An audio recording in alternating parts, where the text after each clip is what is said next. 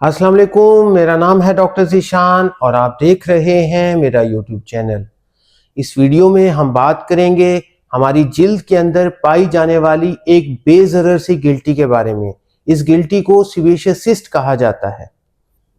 ये गिल्टी आम तौर पर हमारी उस जिल्द के ऊपर बनती है जहां पर बाल पाए जाते हैं, जैसे गर्दन पे, पेट पे, चेस्ट के ऊपर, कमर के ऊपर, टांगों और बाजुओं के ऊपर। ये गिल्टी आमतौर पर हथेली पर या पाँव की नीचे वाले सोल के ऊपर, जहां पर हेयर फॉलिकल्स मौजूद नहीं होते, वहां पर नहीं बनती।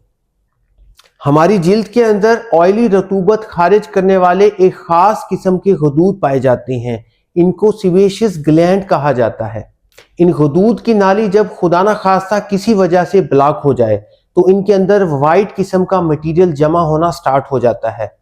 शुरू में इनका साइज इंतहाई छोटा होता है, लेकिन आहिस्ता आहिस्ता मटीरियल ज्यादा जमा होने की वजह से ये साइज में बड़ी हो जाती हैं।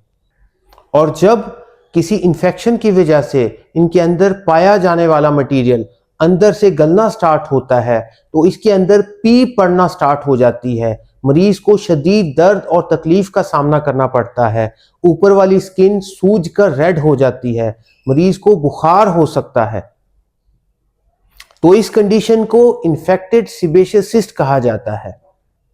चाहे मरीज को आम सीबेशियस सिस्ट हो या इन्फेक्टेड सीबेशियस सिस्ट, दोनों मरीज के लिए तकलीफ का बाइस तो जरूर बनते हैं, लेकिन ये खुदा न खास्ता मरीज के लिए कोई जानलेवा चीज नहीं होती। ना ही ये टीबी नुमा कोई चीज है और ना ही कैंसर वाली गिल्टी।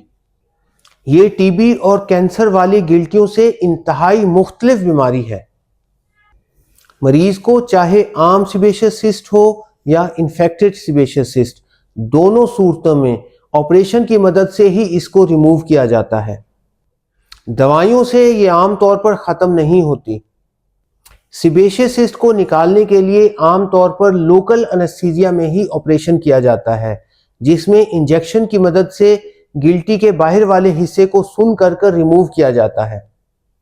अगर सीबेशियस सिस्ट इन्फेक्टेड हो और इसमें पीप और गंदा बदबूदार मादा पाया जाए तो उस सूरत हाल में जख्म के अंदर से गंदा पानी रिमूव करके इसको ओपन छोड़ा जाता है और बाद में ड्रेसिंग की मदद से इसकी हीलिंग हो जाती है। लेकिन अगर सीबेशियस सिस्ट इन्फेक्टेड ना हो तो इसके पूरे कैप्सूल को रिमूव करने के बाद, जख्म की सफाई करने के बाद स्टिचेस लगाकर जख्म को बंद कर दिया जाता है। सीबेशियस सिस्ट कोई खतरनाक बीमारी नहीं, लेकिन ये मरीज के लिए तकलीफ और दुख का बाइस बन सकती है। मजीद अगर आपको कोई मालूमात दरकार हो तो आप मेरे चैनल को लाइक और सब्सक्राइब करें। शुक्रिया।